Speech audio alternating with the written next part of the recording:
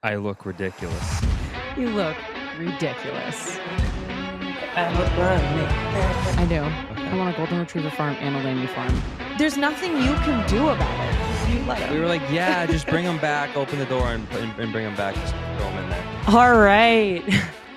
We are back with our first official episode of Unleashed and Unhinged.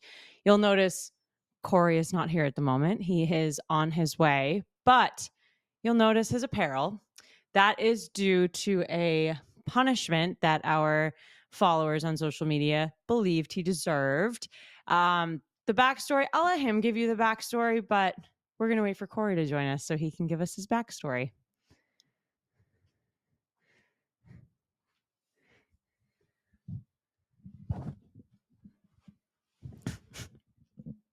I look ridiculous. You look ridiculous. Mom, Dad, I'm sorry. It's giving like Chandler. It's giving Chandler. Or like Ralphie from Christmas Story. Even better. Just want to take it off. Is it a good look? Oh, I forgot I had a tail too. I just sat on it. Those are words I never thought I'd hear. What, I have a tail? Yeah. Do you want to give a little bit of backstory about why this is your outfit of the day? Oh, I would love to. Well, as many of you had let me know, I made a mistake the other day. I told Maverick we could not get him another Lammy while we were at the store. And a lot of people had some comments on that. I think on TikTok, it was like over 6,000 people commented in the first 2 days. And I think we're over like the thousands on Instagram as Yeah. well. So you have like the whole internet coming for you. Yeah, I hope I made up for it.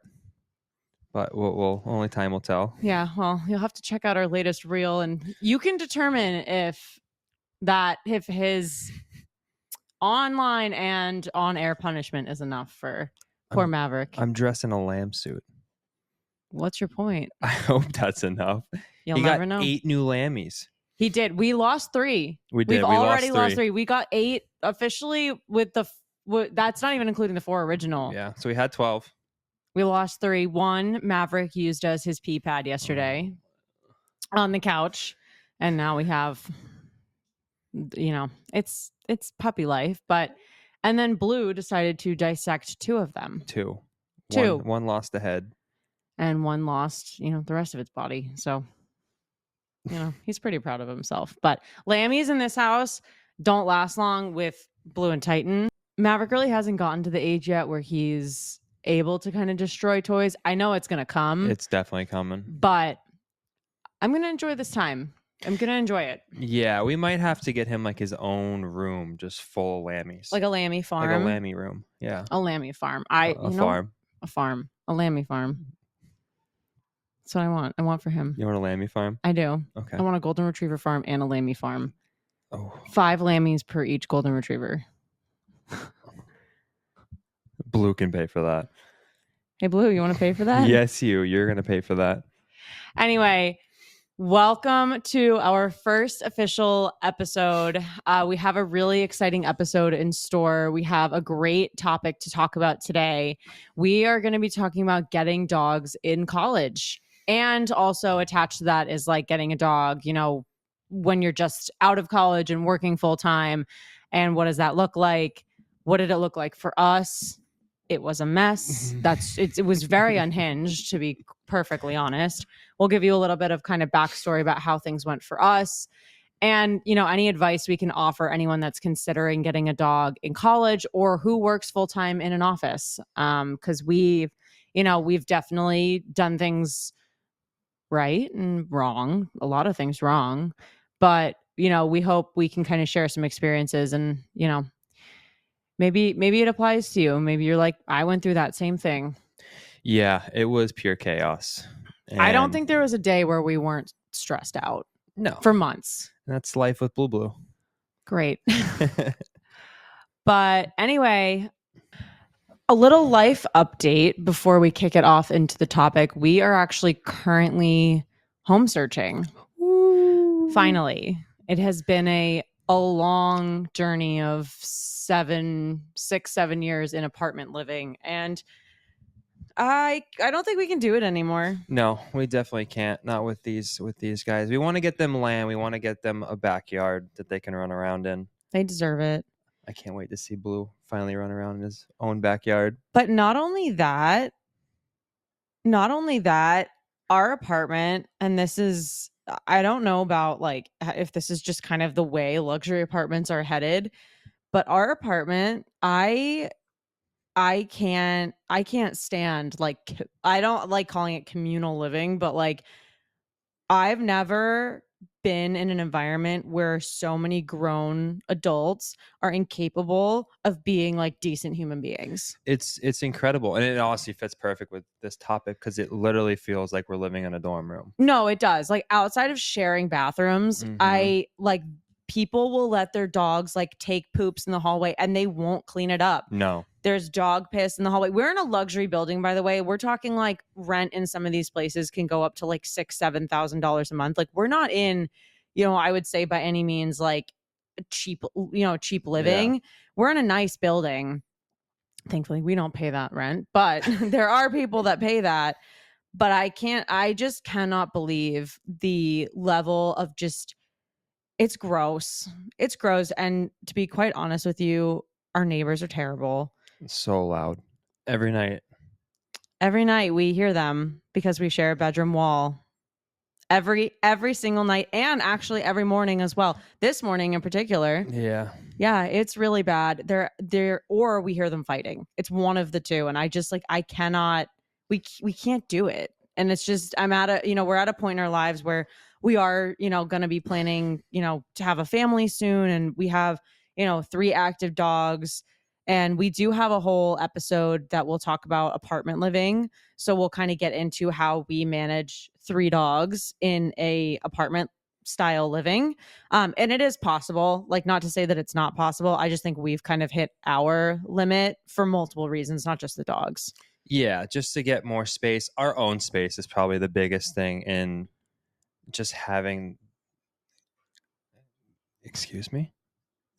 It's too early for Blue. It is too early for Blue. But just having our own space and not, like I said, not sharing walls, not being interrupted by anyone else, kind of just on our own. Yeah, it's definitely, it's been a long time coming, but we are very excited to be home searching. So hopefully we'll have an update for everybody soon on the home search. I know we just shared with everybody that we just moved, but why we moved is we downsized a little bit so we could expedite the home process. And that way, next time we get into a house, it's a little bit more permanent. And, we don't feel like we're dragging these guys around with us everywhere. Because I think Blue has been through like 8 moves at this point. Blue has moved so many times. He's an expert. He's truly an expert. And actually, what's interesting is for how anxious of a dog he is, he might get the least stressed out during moves. Yeah, he's so, I don't know if he's just used to it now or what it is, but just going to a new place isn't stressful for him. No, which I'm very thankful for, because there's, Titan gets very stressed. Maverick, he's moved twice now. He's moved twice. He's still young. So yeah, he's still who a knows baby. how. But who knows? We're excited. We'll keep everybody updated. Good morning, Emma. Can I have my coffee, please? Yes, get your coffee in you. So we'll keep everybody updated on the home front, but we're excited. We're hoping to be moved into at least a rental home in the next like 30 to 60 days, which will be really exciting. And we'll be there for probably a couple of years before we buy. We just want to kind of explore the area and kind of figure out where we really want to be in that area. Yep. So, but we're very excited. The house we're looking at right now has a big backyard, a nice covered lanai, so we can get, have some outdoor living life and really just, and it's a big house too. So we'll have lots of space for, each dog will get their own room. I vote a dog room, period. I'd make a dog room. Like 100% I will make a dog room. We just do like pictures of them like pooping. No, that's for the bathroom. That's for the bathroom. Okay, sorry. That's for trend. their own That's bathroom. the trend, the bathroom bathroom trend. But they will give them their own room. But we have a super exciting topic to cover today. So we can kind of dive right in. I think we'll start with how we got Blue in the first place. Oh, you can take that one. I will take that one because that was my responsibility. let me just set the scene for you. I was 1 week into my full-time job out of college. Like we're talking making like pennies. Like I was making nothing. And Vermont has 8% income tax, meaning you take home nothing anyway. So I was already making like no money. Corey didn't even have a job. So we're sitting there going off my salary. And I wasn't just slumming it at home. no, you were in school. I was still in school. I was a junior. I was still in seasons. I played hockey at University of Vermont. So I was still in school. Like Emma said, she was 1 week into her job. We had talked about getting a dog. Like we had the discussion, but I don't think it was very much like it wasn't really a true like sit down conversation. It was very much like in passing, like I want a dog and I want a dog. And we both wanted a husky.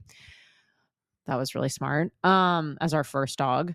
And I saw this picture of Blue, and I don't know what it is, and I'm sure many dog owners can say this, but like when you see your dog, or when like if you're rescuing your dog and you go and meet your dog, or you go to a breeder, like when you see your dog, you know that's your dog. Mhm. There's just something about the dog that stands out to you. And here is this picture, and I'll have to find it and share it with everybody. But it was just this little gray, it almost looked like a wolf pup Yeah. with these icing, like ice blue eyes. Why'd I say icing? I don't know. Ice, it's too early. I need more coffee. Ice blue eyes Mhm. that were just like piercing.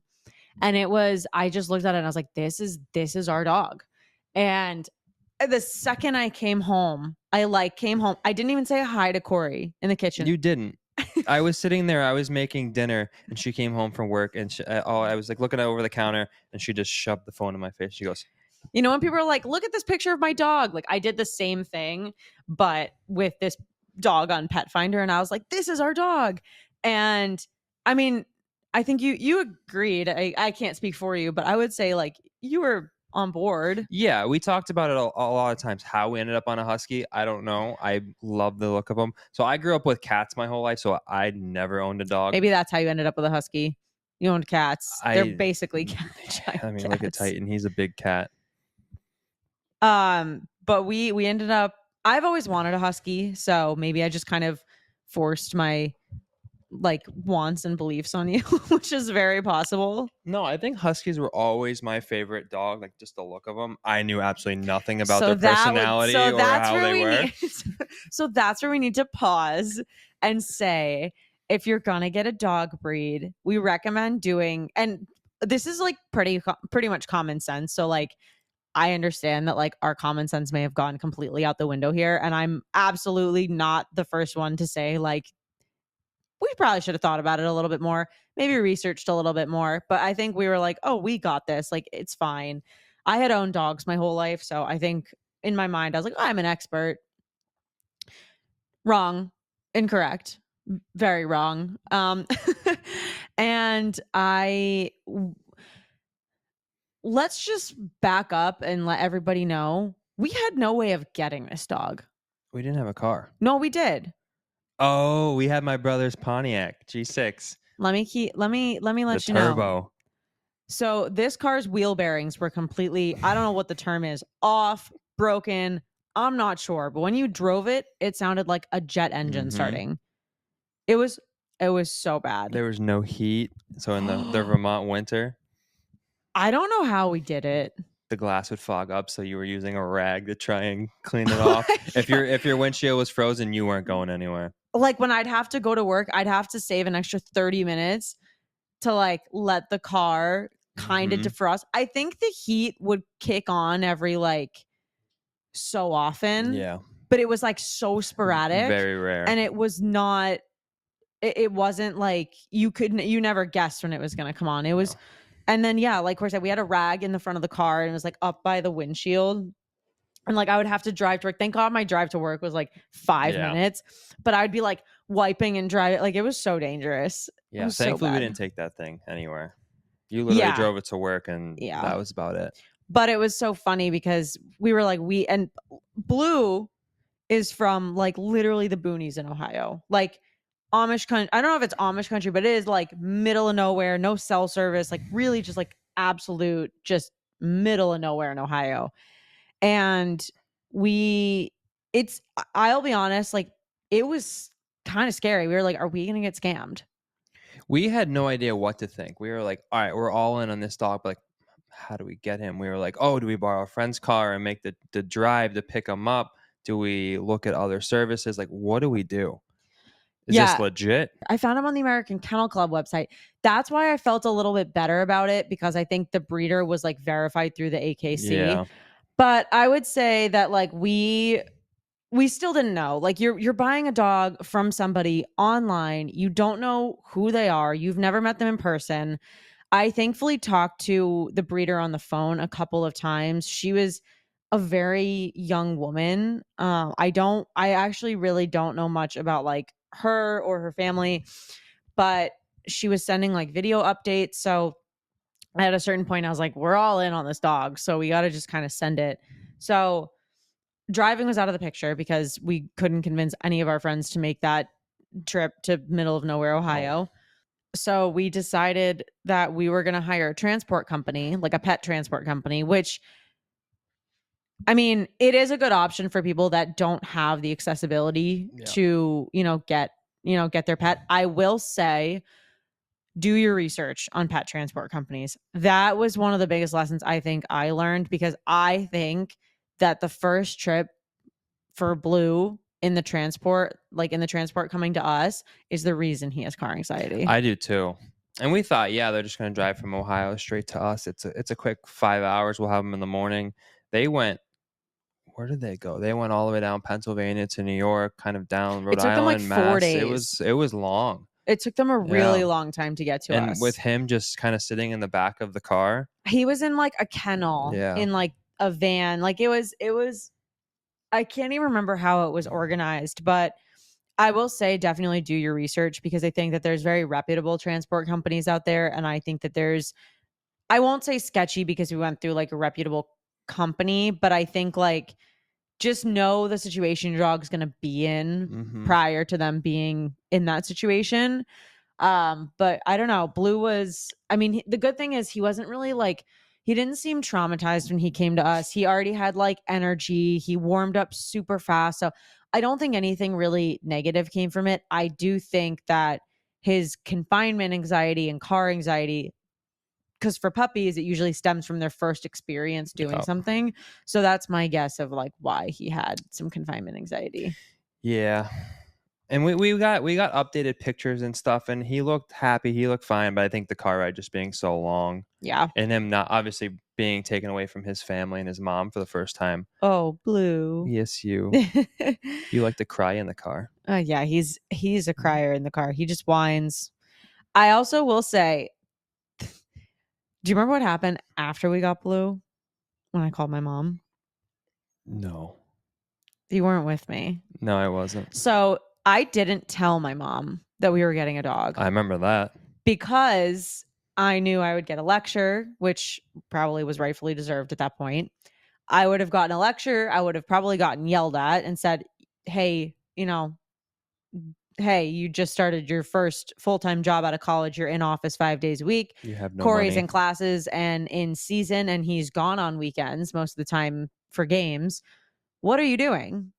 And so I knew how to avoid that was just not tell her about the dog. I called her. I FaceTimed her with Blue in the back seat. And she was at her Blue? What are you doing? And she told me she fell off the table. Like physically, like she'll tell if she ever tells this story for any reason, if she tells this story, it's dramatic. It sounds dramatic, but like knowing my mom, that's exactly how it happened. Yes. Like she definitely like went like full on dramatics and just like fell off the table. And it took her, I thought she was going to like drive up to Vermont and like disown me, because she was, I mean, again, I'm an adult and I can can I help you? I'm an adult and I can do what I want. I can make decisions. However, I think, a mom's job is to protect you. And I think, her instincts were like anger. I'm not sure why. I mean, I'm not her, so I'd have to probably ask, but like I think she was just in shock, to be totally honest. And I think she was in shock, and I think she like really just didn't know what to do with the information. I think it took her a good like week and a half for her to even like call me and be like, "Oh, how's Blue?" Mm-hmm. How did your parents react? My parents, the same way they react to everything. They're like, "Oh, awesome, cool." It's usually like a one word, or they'll be like, well, "You're still an idiot." You're still an idiot as a classic. But they know, like, you're gonna make your own choices, and with those choices, you're gonna live with. Yeah, and I think what I try to tell my mom, quite honestly, and I think I will say, I think it's very interesting. Like Corey's parents have a very different parenting style than like my mom. I think it's very interesting when you're in a relationship with somebody that has parents that have. Little Velociraptor, Titan. Come here, lay down, lay down. He Good does boy. not like to sit still. No, Blue hates sitting still. That I just think this is just part of the husky personality. Titan, on the other hand, He is defies being a husky. Titan has broken every husky stereotype, I think, other than like being like loud And sometimes. stubborn. He is the laziest husky I think I've ever met in my life. He does not want to get out of bed in the morning. Nope, won't get out of bed. He sleeps like this 90% of the time. And when we do go for like a run or a walk, he's done after like 5 minutes. He's like, Yes. I'm all set. I think it has something to do with their size difference. I mean, he's a very big boy. And Blue might have been the runt of the litter. So when we were looking at his litter, all of them were that red, burgundy Yeah. color husky, and he was the only one that was gray. You're special, Blue. You're special. I think we were talking about parents. Yes, parents. I Yes. think, and it's interesting because Corey and I definitely like talk about it all the time. Like, you know, how your parents would handle something, or, you know, like, you know, how your parents handled the dog situation. Like, I even said to my mom, I was like, why can't you just, I literally go, why can't you be like Corey's parents? I was like, why can't you just, like, there's nothing you can do about it. Like, this doesn't also, like, here's the thing with parents. I don't think they understand this. And I probably won't understand this until I'm a parent. So, like, I'm probably a bit ignorant from like the other side of things. But as a child, I won't call myself a child, but as the child of a parent, I'm just like, it doesn't affect you on the day to day. Like, this does not affect your personal life. Why are you going to make it so much of an issue when this doesn't affect you? I wonder if it has something to do with you being an only child. Like, I have an older brother and a younger sister, so They're tired. I think all of my parents' efforts go towards those two. You got the middle child. I was the middle child. You got the so middle child. Like, right in the sweet spot. You don't get what the older one has. The younger one gets everything. You're just kind of right. You're just right in there. But you're not the favorite. I'm not the favorite. I'm the favorite. You are the favorite. I was gonna say my sister's the favorite, but I think Of the three of you, yes, your sister's absolutely the favorite. yes. And then Emma came into the world, and I got bumped down even more. I took his spot. I think Courtney's still number one. I think I just got removed. You're just off the list permanently. I mean, in everyone's phone books, yes. That is I think true. they just updated, don't contact Corey, contact Emma, because Corey doesn't answer his phone. We talked about this last time, and it's because you lose your phone all the time and don't respond to people.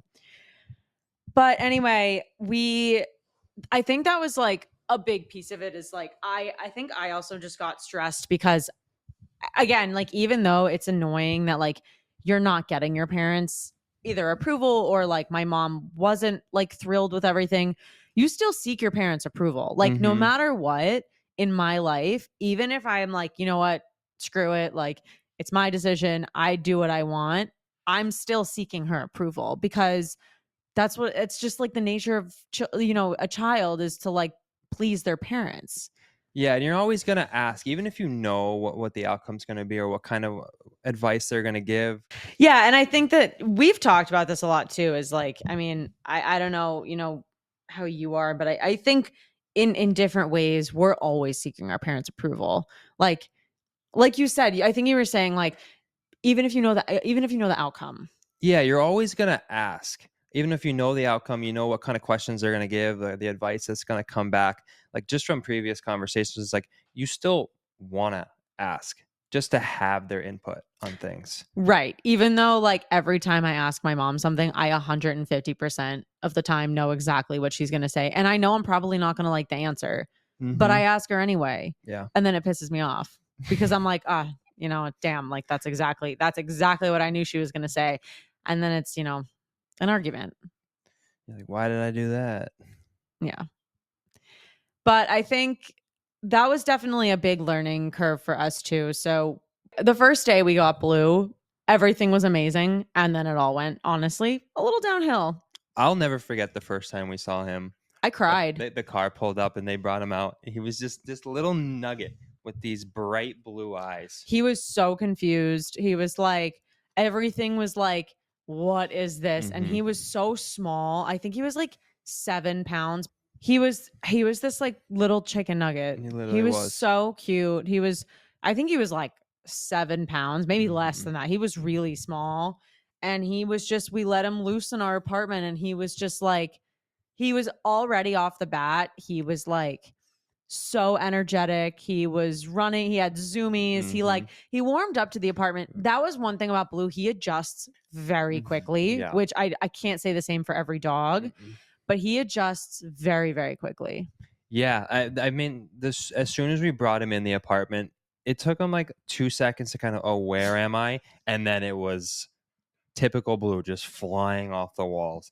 His energy since day one, I don't think has stopped. He's gonna be 6 in November and he acts like a puppy. I think the only difference is now he doesn't like to go out past 10 o'clock. He is an old man. There's been the past couple nights we've taken him out at like 8, and then we're like, okay, we'll take him out one more time. We're got to take the puppy out right before we go to bed. And he just sits on the couch. And we're like, all right, Blue, come. We're holding his leash there, and he just no interest. No, he'll lay there. Not want to move. He'll lay there and we'll say his favorite word and he will just dangle his head off the couch and he's just not interested. So we just let him sleep. That's the only thing I'll say has changed with age. I think is he's gotten just a little more like not tired, but he's definitely like lazier, a bit pickier about like when he wants to go out. But now we can talk about how everything went downhill. Oh, day one. So here's just a little bit of background. And yes, we're aware this is very stupid. So we get it.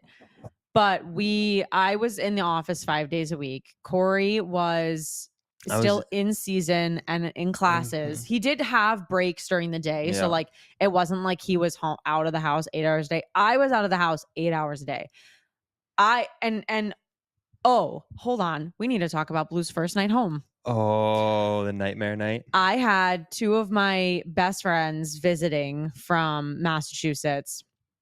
And this is insane. I cannot believe we forgot about this.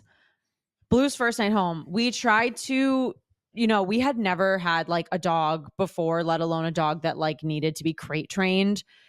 Crate training in an apartment is like probably one of the most difficult things you'll ever do.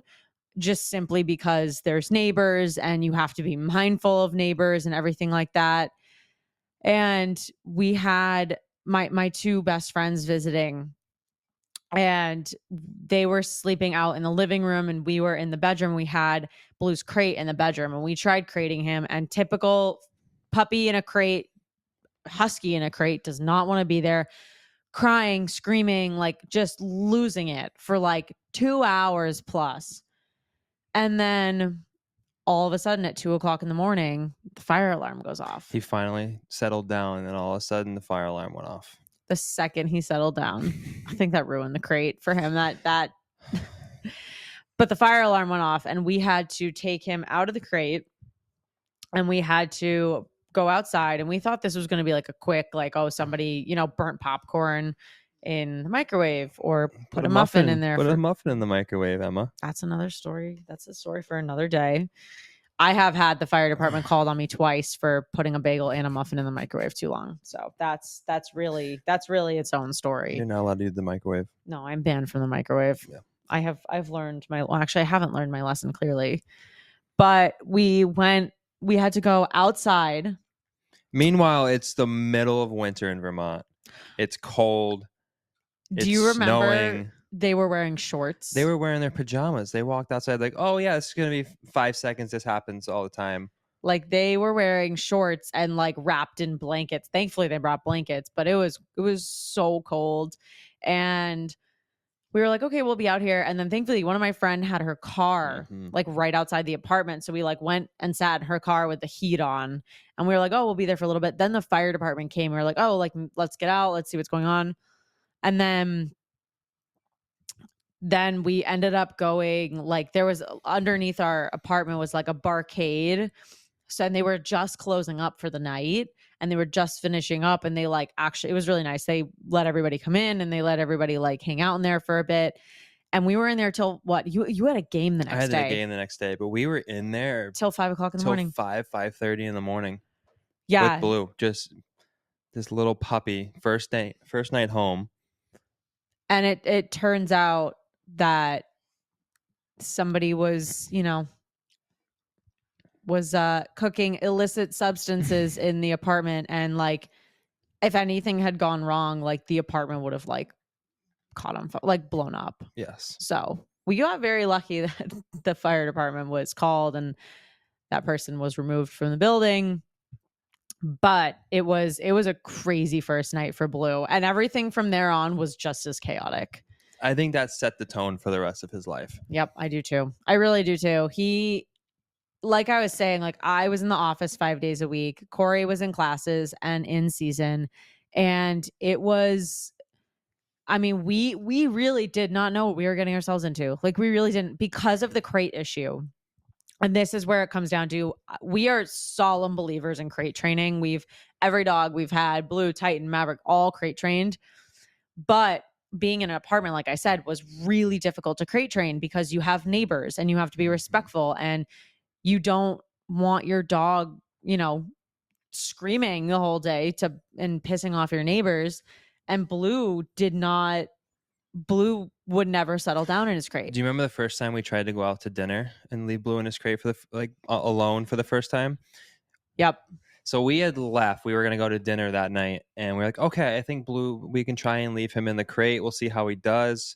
We won't be gone too long. We'll be gone like an hour. So we had actually put a note on the door that said, we are trying to crate trade our puppy. If there's any problems, call this number. I think the second we walked into that restaurant, I got a phone call. Yeah. It was like within the first like 5 minutes of leaving the house. And it's not like we went very far. We literally walked downstairs. Yeah. And they were like, I think your dog misses you. And we were like, I don't know what to do. So this might have been the stupid decision, but we were like, we can't crate this dog right now. I mean, so you're in the office. I'm in class. Like we can't just leave him in the crate to scream all day. So what we did is we left him out. We left a 10-week-old puppy out for like, how often would you say you came back to check on him? I mean, he was probably by himself. At least a few hours in between, depending on the day and kind of my schedule. But I mean, there was some days where he was 3 hours. I think more, sometimes 4 or 5. Yeah. It was a lot for a puppy. Interestingly enough, going to the bathroom on the carpet was the least of our problems. That dog managed to find everything. We are lucky that he was not a furniture chewer. We were very lucky about that, but he was obsessed with 3 things: underwear, socks, and the garbage. None of mine. All mine. The amount of what is so wild to me, and this is why I will stand by pet insurance for the rest of my life. Thankfully, we never had to use it. And thankfully, he never actually like got into so much trouble. But there were times where we were like praying for poops at night because we were like, we know he got into something. Please don't have an obstruction. And we just did not, we just didn't know like what was going to come of it. We were not smart.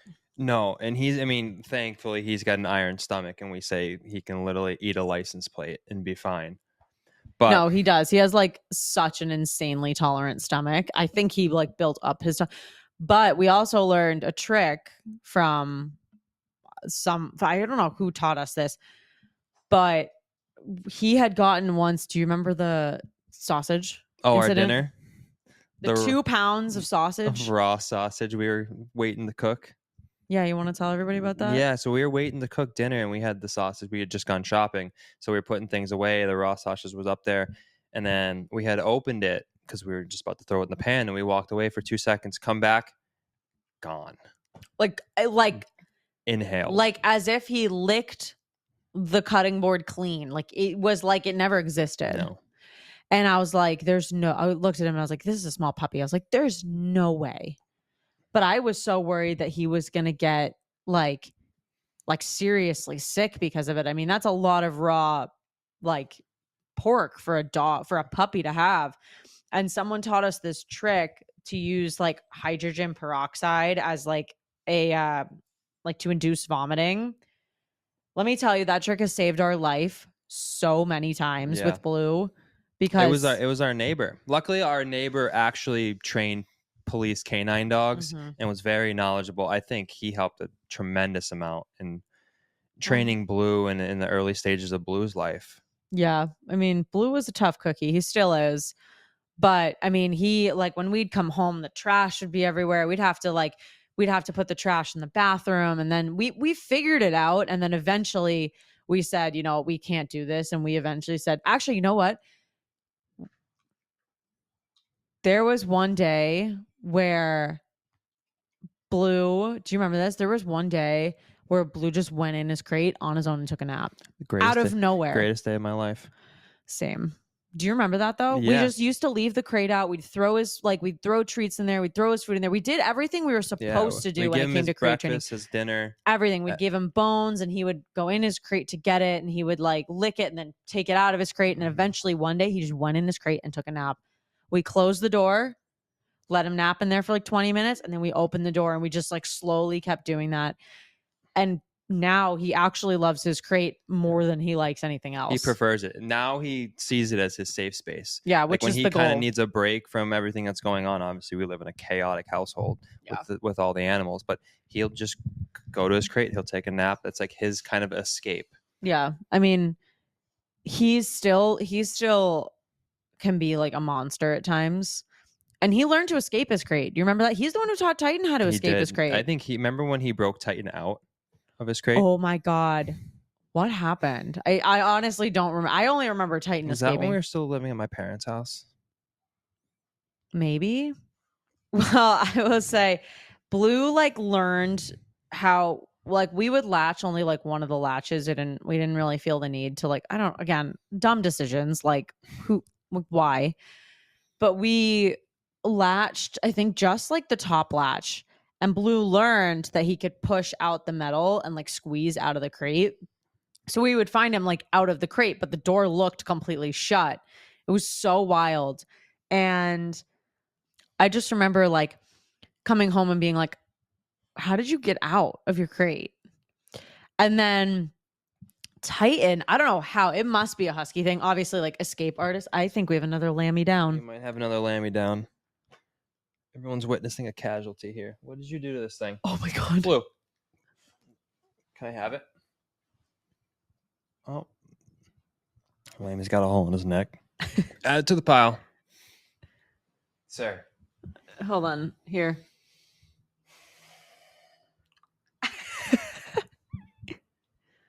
Blue. Buddy. Can we not dissect the Lammy? Oh my goodness. So I think not only it must be a husky thing because huskies are known to escape, and I'm sure we'll get into the stories how Titan escapes the apartment on a regular basis and why we have a baby gate up. But Titan not only learned to push out the bottom of the crate, he learned to unlatch the metal crate, like the two like latches on it. He learned to undo them with his tongue, which is, first of all, if you think about it, insane. Yeah, we've set up video cameras. Like when he started doing it for the first time, we were like, how is this dog keep escaping the crate? We used to put carabiners on it and he would still be getting out. So we set up cameras and you can just see him face up against, full teeth showing, and just licking at the latch until it pops off. Insane. He's literally crazy. But I think given all these challenges, I think we definitely learned a lot of lessons when we were kind of going through all this. I mean, the first one was just the first one was just crate train. Just do it. Just do it during the day. Find your pockets to be able to crate train your puppy or, your dog or whatever the case is. If you are going to be getting a dog in college or working full time. The other thing is because we were both broke, we couldn't like afford dog care. But I would say that if you're ever planning on getting a dog in college or you are working full time, like spring for somebody to come walk them 2-3 times a day. Send them to daycare. I know some people are, a little wary of daycare, which I understand.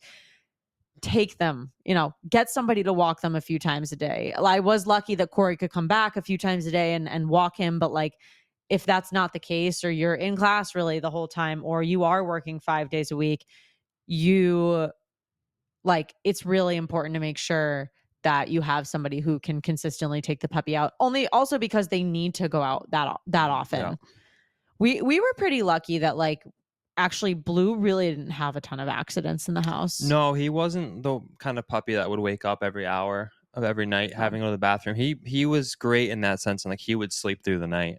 Yeah, we were very lucky, but he also was then spoiled as a puppy because like he was sleeping on our bed and he was doing all these things that I mean I don't agree with the notion of like not letting your dog sleep on your bed. Like I will always make sure that my dogs sleep wherever they want. Like come on, like I don't know. I just think there's so many people that are like don't let the dog sleep on the bed. Like you're letting them be the alpha. I'm like my dog is the most beta dog on earth. Like he is absolutely 100% not going to take that as like, I'm not a dog psychologist, but like, I don't think it's changed my dog. Like he just wants to be near us. They're pack animals. Like they want to be on your bed. They want to be with you. They want to be with their pack. Like the only reason why Maverick sleeps in his crate still is because he's still being crate trained. And that it requires probably the first like year of their life sleeping in a crate through the night because Maverick's biggest problem is he can't settle down.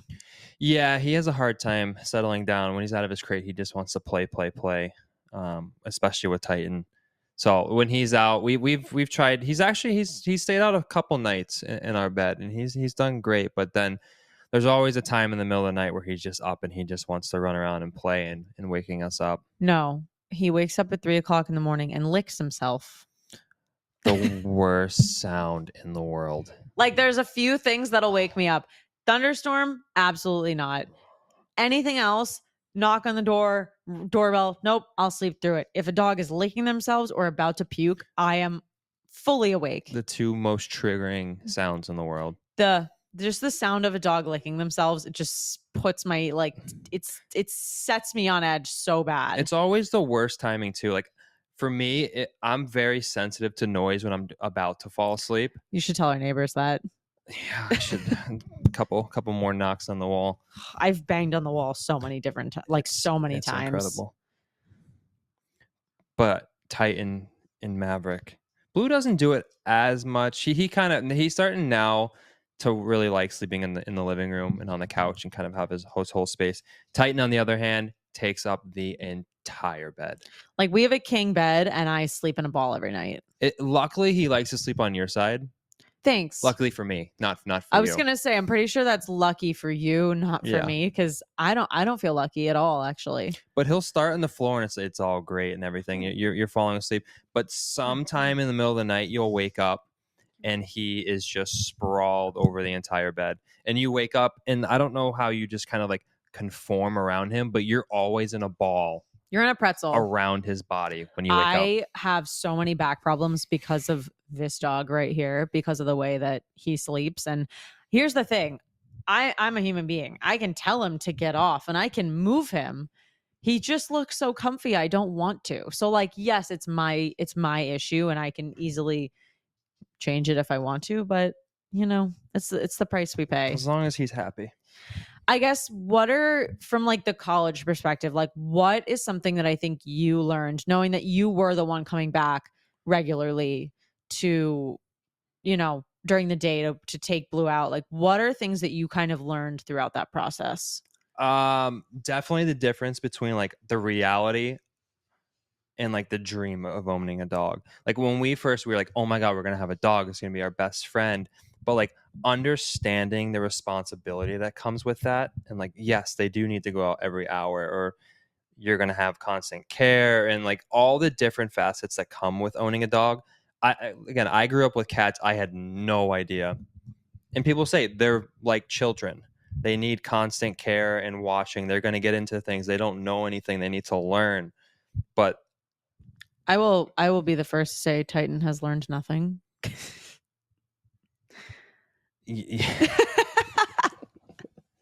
I love this dog, but he has like the smooth brain sound, that trending audio, that is Titan. This dog just like, I don't know what, if anything, goes through his head. I think it's just like white noise going through his head. I can just imagine, like, if I can put myself in Titan's It's brain, TV static. it's just like just TV static in his brain. it's just constant like waves. Like this, what are the sounds you put on before you go to sleep? Yeah, like white noise. Yeah, like waves crashing, rainfall. I feel like that's just like a constant loop in Titan's brain. I think it's I think it's the music from Dudley Do-Right Rips Off Falls just constantly playing nightmare fuel in his brain. Like it just, he does have a smooth brain. Oh, you remember it. Can I have my coffee, please? Absolutely. You don't need any of that. You want to lick? You want to lick the water? But if you ever get the chance to meet Titan in person, when you first look at him and he looks back at you, I don't think he looks through you. He goes cross-eyed. It just like he just like looks through you like there's nothing there, and he's just a nice blank stare on his face. Oh, he's a special boy. I love him. But he's the best. He is. He's, like we say, he defies like all the husky stereotypes. I will say too, like, just something to keep in mind too, and I think one thing we actually haven't touched on, and I know we mentioned like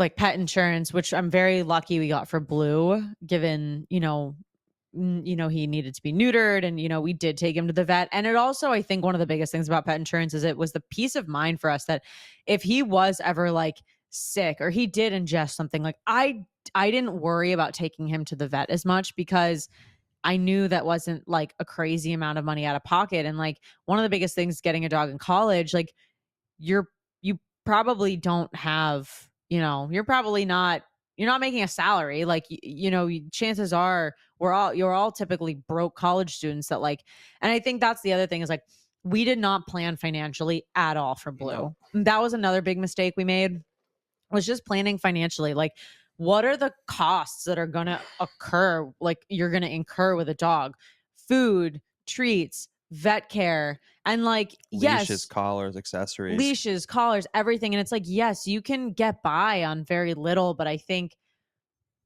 the most important thing to have is a safety net, and making sure like if God forbid something does happen with the dog, or pet insurance doesn't cover it, like having that safety net is so important, because there's a lot of pets out there that have had to be given up to shelters or rehomed because somebody can't afford care, and that's not always like the fault of the owner. But when you're a college student and you're broke, that is your choice. Yes. Do you remember Blue's trip to the vet for his leg? Maybe. Oh, you'll remember in a second. So Blue, when he was a puppy, loved to just run around. As soon as it was time to get in bed, I think his zoomies just clicked. So there was one night and he would run up on the bed, jump off, run up, jump off. The one thing puppies are not supposed to do, which is jump off things. So Blue, I don't know if he just had too much speed, but he went flying off this bed. And when he hit, he had like a little yelp. Let's see if this starts to click in your mind. I know what you you're talking know about. where the story's going. So we were like, oh my God, he really hurt himself. He was limping around. He was doing all this stuff. So we took him to the vet, and they took a look at him and everything. And he was limping around, and they're like, I don't think anything's wrong with him. We're like, what do you mean? You're like, I think he just wants attention. Yeah, it was confirmed by the vet. I do remember this story. It was confirmed by the vet that he was seeking attention. He literally faked an injury for attention. which is the most Blue thing to ever happen to this family. Mhm. Yeah, he did. I actually do remember that. And the second we got home, he was fine. Yes, you're an attention seeker. Come here. Come here. Blue, come. No, we're not.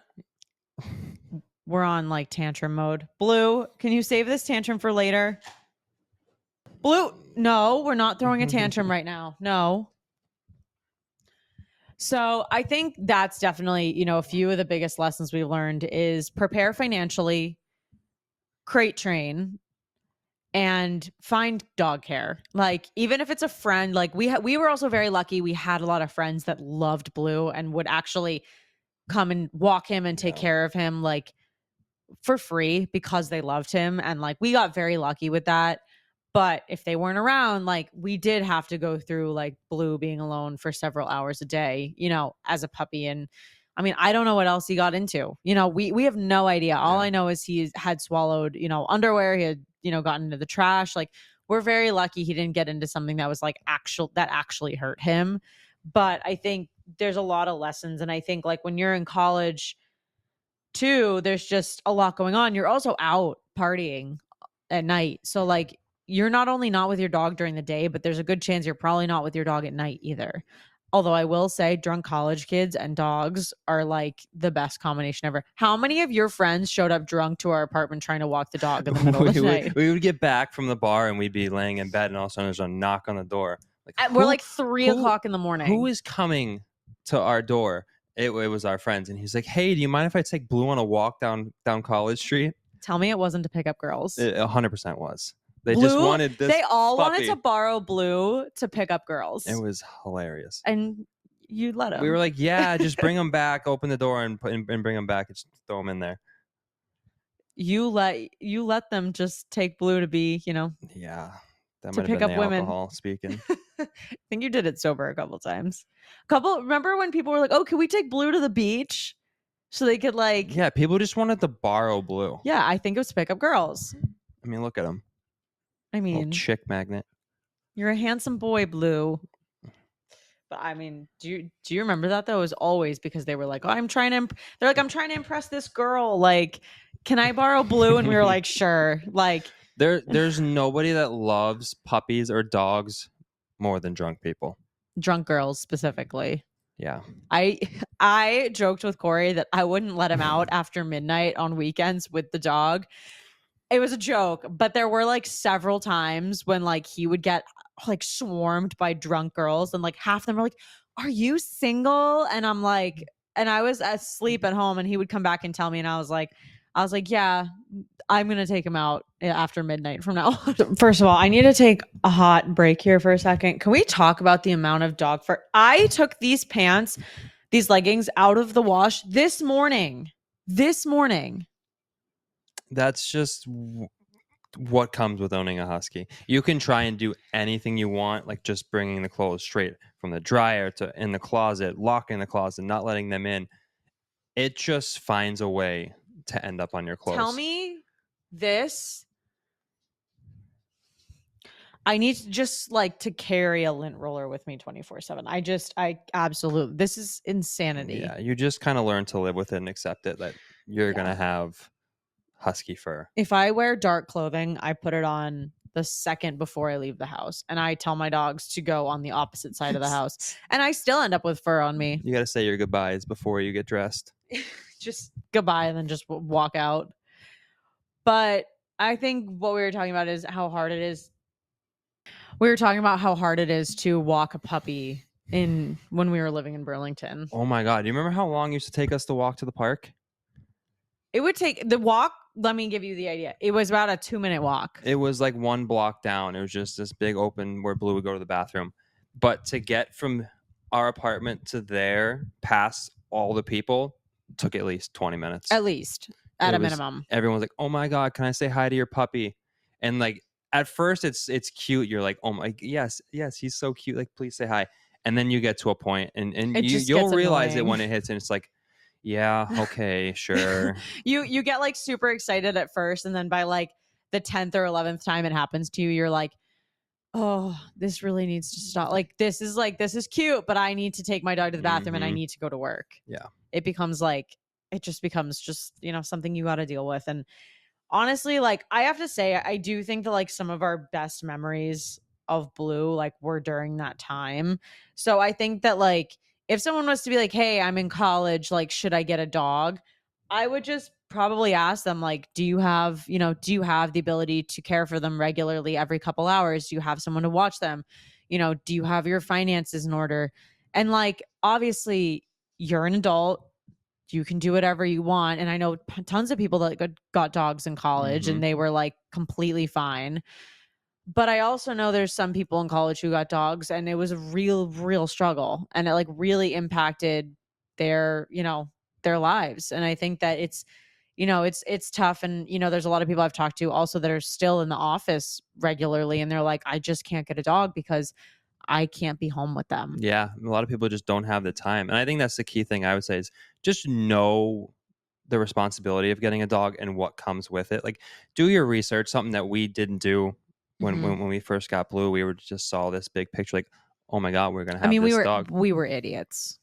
To say in simple terms. Yes. We were idiots. But Like, yeah, do your research. Know, I mean, there's a ton of different types of dogs with different personalities. Like, do your research. What's going to fit well in your life and in your lifestyle and working and everything like that. So, yeah, and I would say like if you are working full time, it is possible to have a dog. You just have to be able to put in the work and the time to find someone to walk them every couple hours and put in that time. And if that's something that you don't, want to do or don't have the means or the financial capabilities, then maybe, a dog isn't the right thing for you right now. And that's not to say that like, dogs, and it also depends on the breed.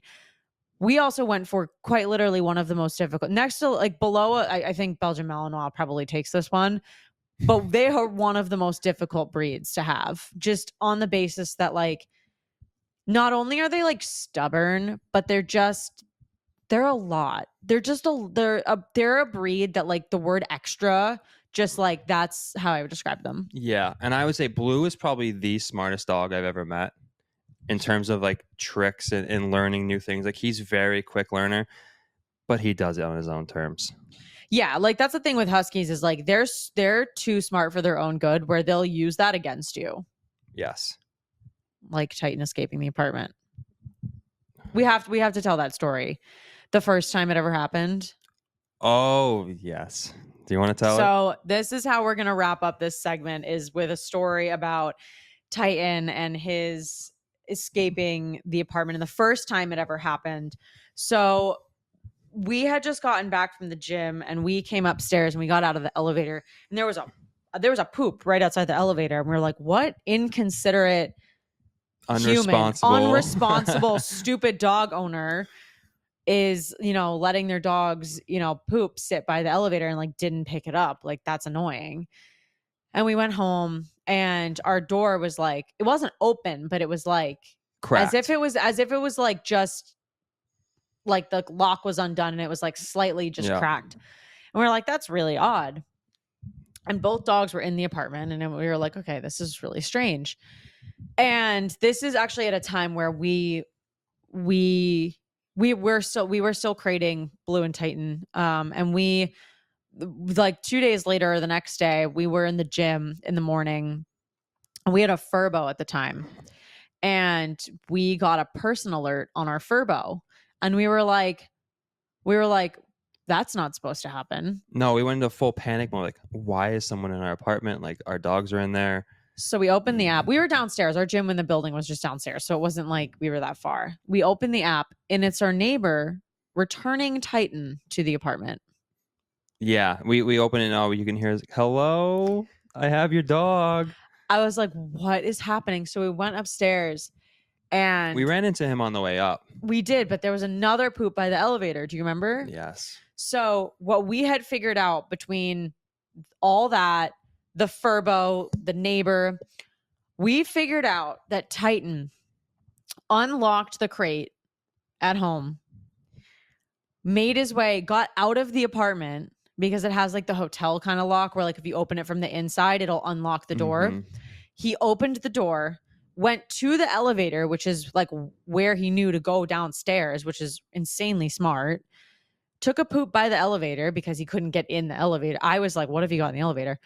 Couldn't get in the elevator, and then went back to the apartment. But because he couldn't get back into the apartment, he went to the neighbor's apartment and sat at their door until they came and like let him in and then brought him back. Yeah, we ran into the neighbor. He was on his way to work when we were heading back up.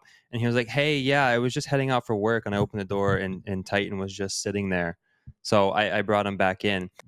We went back and looked at the Furbo camera on like how he actually did it. And it's insane. He, using his tongue to get out of his crate, he would undo the bottom one. And then somehow with such a big body, he was able to squeeze his way through the crate and the door, get out, and then jump up and open the door. I will make a note that he has escaped every single apartment we've ever been in every crate we've ever gotten him. Yep.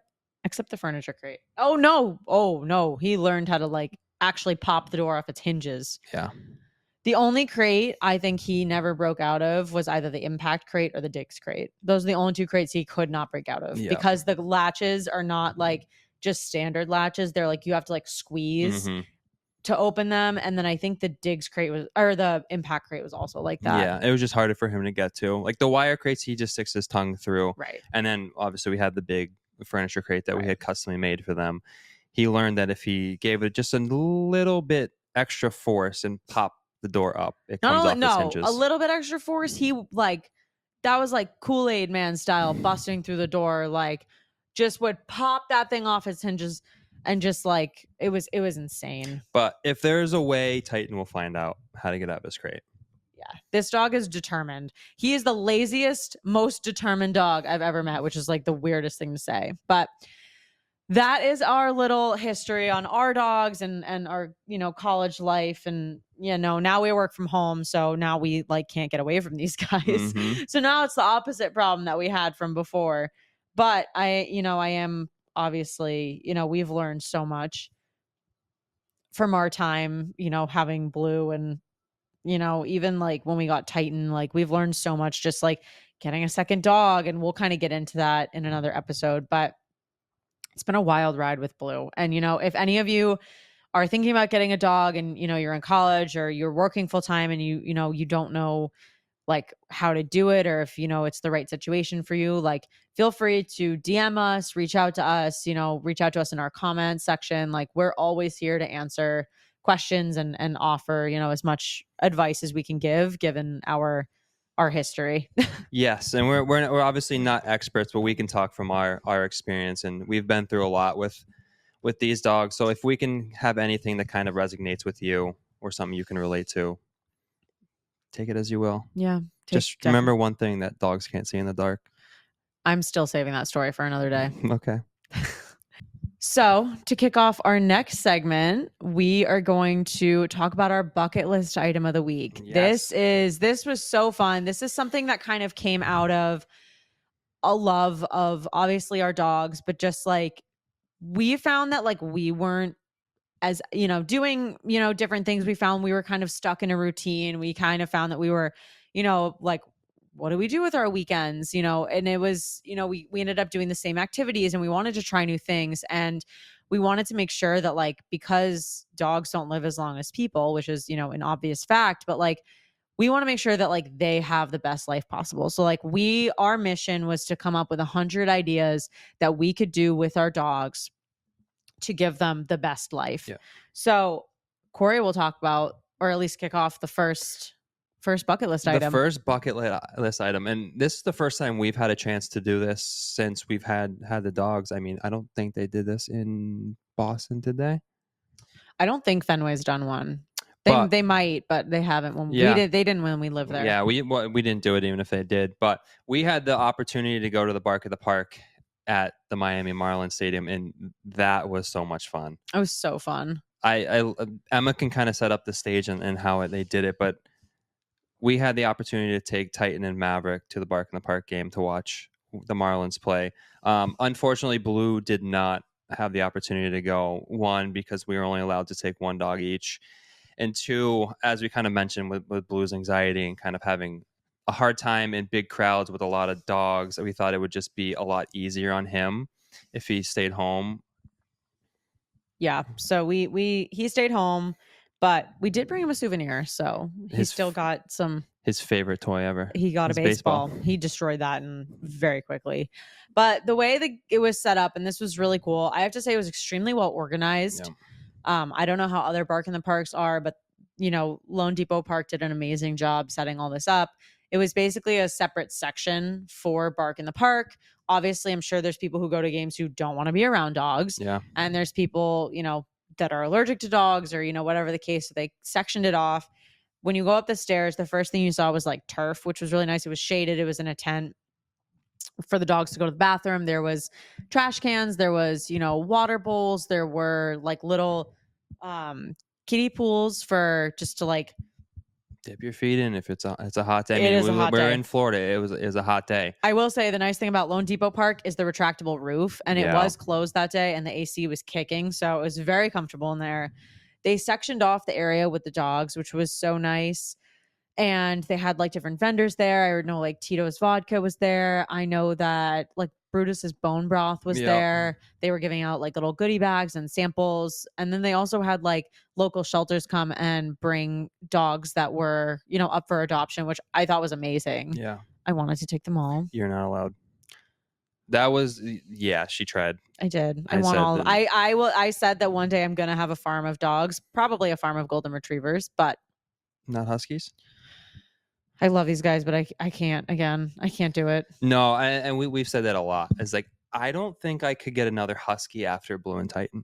No, for many reasons. I think I would just compare because they're so unique and have like their own personalities. I think I would just compare way too much to another husky. No, I completely agree. They're special boys. We can't replace you. No. But then the other part that was really fun about, and actually really nice and organized about the Bark in the Park night, was that when you bought your ticket, you also had to buy a seat for your dog. Yeah. So like people weren't like crammed on top of each other. It was very well sectioned off and organized, and you had plenty of space to sit with your dogs. Titan is massive and did not fit on the seat, but no. And like the fact that like this 80-pound husky could fit comfortably in the seats and didn't feel like we were crammed next to people. He fit below the seat. He didn't fit on the seat. He tried to sit in the seat for a little bit, but he realized he was too big. Yeah. And it was really fun. It was really fun. Remember the Simba cam? Do not, whatever you do, miss the Simba cam. I think that was probably the highlight of my day, was being able to hold Maverick up for the Simba cam. We did get on the Jumbotron twice. Maverick got on the Jumbotron twice. I was just kind of his prop. Yep. But that was so cute. I loved that. Do you remember what happened during the Simba cam? No. So during the Simba cam, we were so worried on holding Maverick up.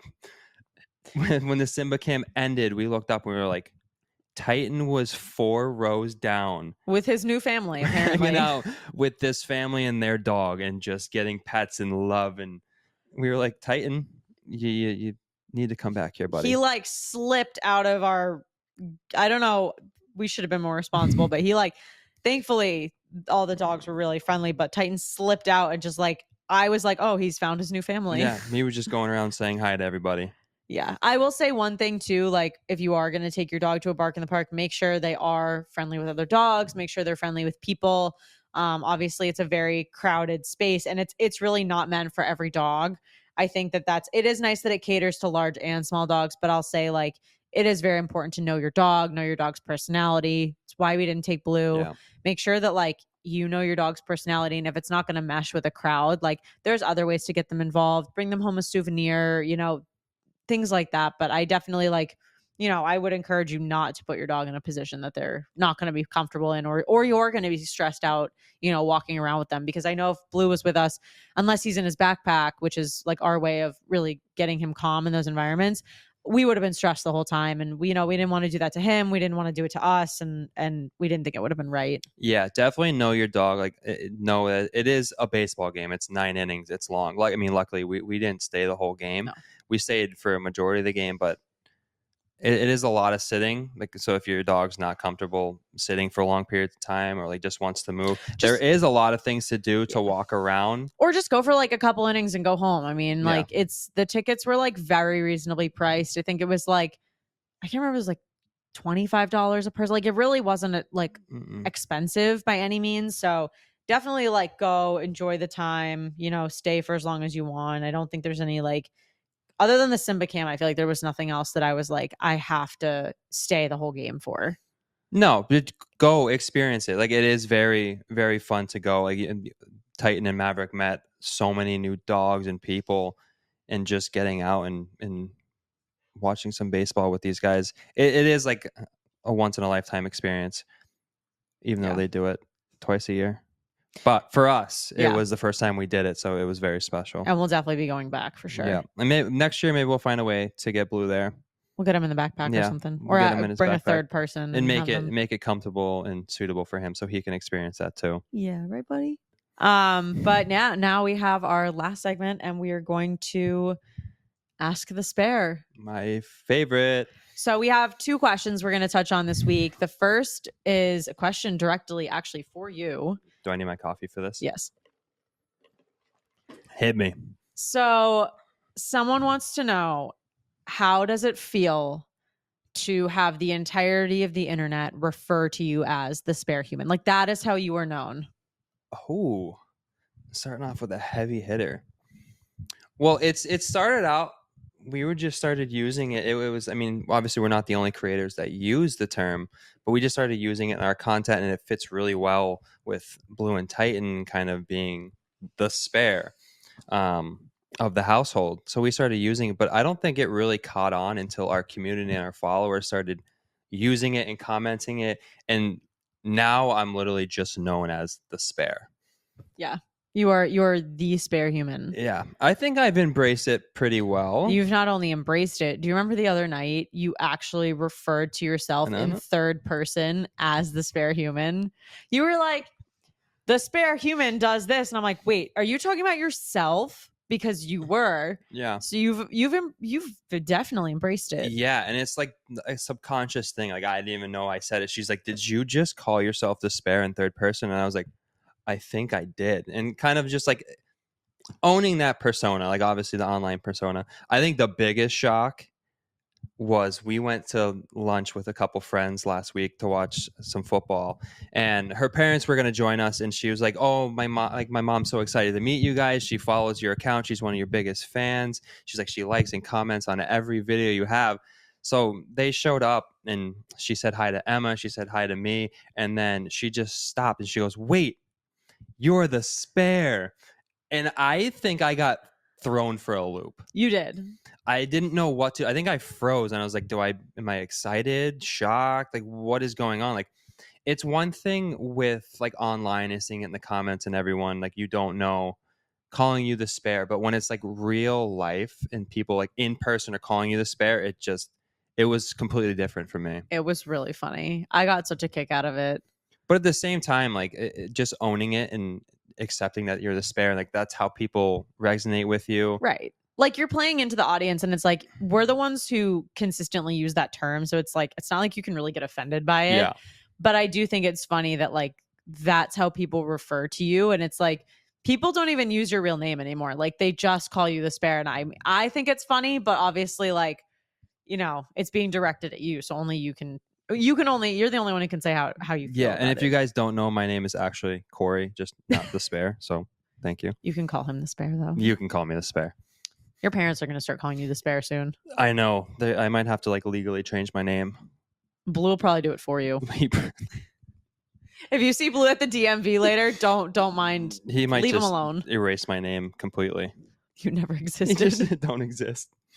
Our last question is just from actually another creator who reached out and wanted us to talk about this, but just they were interested in getting their partner into their content and kind of working with their partner and, incorporating their partner more into their content, and wanted to know, how do we balance, our roles, our, how we manage the content creation, like how we kind of handle everything, how we split things up, how we kind of got to the point that we did. And I think we can give kind of a brief description, but I think I've always been in it, but I guess like maybe share your experience of like Yeah. how you kind of evolved over time. Yeah. I want to hear how you kind of see it. But like from my point of view, being in accounting with the busy season, and obviously we'll get into this more in a different episode, but I had a really busy life, and Emma, obviously being in social media for the past 7 years, has so much experience like in the corporate world, like social media, TikTok, Instagram, all this, and I was very clueless of it. And kind of when it first started out, like I in college was very afraid of public speaking and like being in front of the camera, being in front of a lot of people. So I think I carried that with me when we were starting to get more involved in the content, putting ourselves more into the content. And I was just afraid of it. I was like, okay, I'll help out where I can. Like I'll film, I'll do the little things here and there. But we have a mitten sighting. Hey, Storm. Hi, Storm. You want to say hi? She makes her appearance. Yeah, I think it's interesting too because I think that like it's taken you like what, probably about 2 years to really feel like comfortable getting in the content. And I think, bringing your partner in, for you, maybe that does mean having them in the content more, but maybe it means just involving them in the process. So like maybe having them help edit or help concept videos, like any help when it comes to content creation, because there's so many facets of it and so many elements of content creation that help in any department is really nice. I think that like I get very burnt out creatively when it comes to content, and I kind of just look at Corey and I'm like, I'm out of ideas. And I'm like, can you sit for like an hour and just like brainstorm just a bunch of stuff that we could do?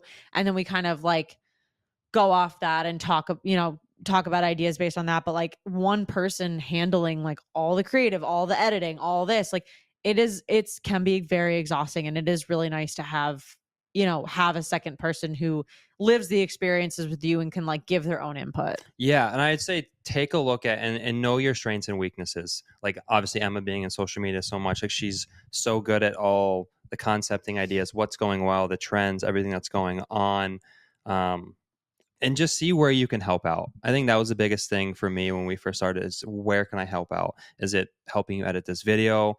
Or help come up with some ideas? Maybe it'll trigger something. Obviously you have the big brain and all the concept ideas, but just helping you out when you get burnt out. Cause it is a lot to do it on your own. I will say, for anyone that doesn't know this, if you go back a year and a half to like any of our content where the dogs are like speaking and we put text, Corey has been like the mind behind all of that for the last year and a half. Whether he's on screen or you've seen him only recently, like he's been involved in the process for a long time, but in a different capacity. And then it just evolved over time where he felt more comfortable being in content, and now he like wants to be in the content. So I think it took a long time, but and who knows what 2 years from now is going to take us. Yeah. And I think that's a big thing to know, like for anyone that's coming into social media, is just understanding it's not just picking up a camera and filming. There's so much going on the back end, whether it's cutting up the clips, organizing everything, putting text on screen, uploading it, doing the captions. Like there's so much other editing that goes on behind the scenes that you don't see that you can be helpful in. Yeah, 100%. I think it's just like start slow, figure out what, your partner wants to, get in on in the process, and then just go from there. I think, you don't have to dive headfirst into the whole thing. They can kind of get comfortable with it, maybe understand your process at first, and then just communicate with each other. I think that's like the biggest piece of it, is just communicate. Yeah. And I would say for someone that's coming in, a significant other, when having the conversation, is just be open to it. Don't look at it like it's just another obligation that your significant other wants you to do. Yeah. Enjoy it, embrace it. I mean, I went from literally not wanting to be in front of the camera or like scared to do it to wearing a lamb costume on our podcast. I would like to make the note, you still look ridiculous. I know. How bad are you sweating right now? It is a sauna. I will say that. It's not good. Can we throw it in the wash after? You throw me in the wash after. Probably gonna have to. Tumble dry, please. On low. Don't forget to follow us on social media at I'm Blue the Siberian, and on TikTok, same username with an extra N at the end of it. If you're joining us from our social media, thank you so much for all the love, support, and following along with us. If you are new here and just discovering us, welcome to the pack. It's a lot of chaos, a lot of crazy moments in the crazy life that we live with these dogs. So I hope you enjoy. We definitely enjoy sharing it with you all. So we hope you enjoy listening to it and listening to our stories and, everything else going on in our lives. And we hope we can offer some, let's call them nuggets of wisdom. There's definitely nuggets in there somewhere. Yeah. But thank you guys so much. And we're going to have Blue take us out. Not literally, buddy. I know you want to take him out, but You can take me out later. why don't you close us out? Hey, bud, want to take us out? Want to say goodbye? Blue, you want to take us out, bud? Can you say goodbye?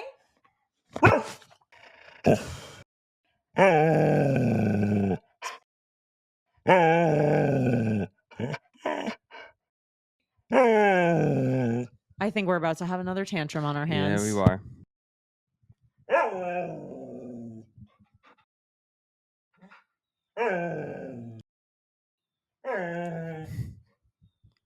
Things are about to get chaotic here, so we're going to sign off, but thank you all for tuning in, and we will see you next week. Thanks for joining.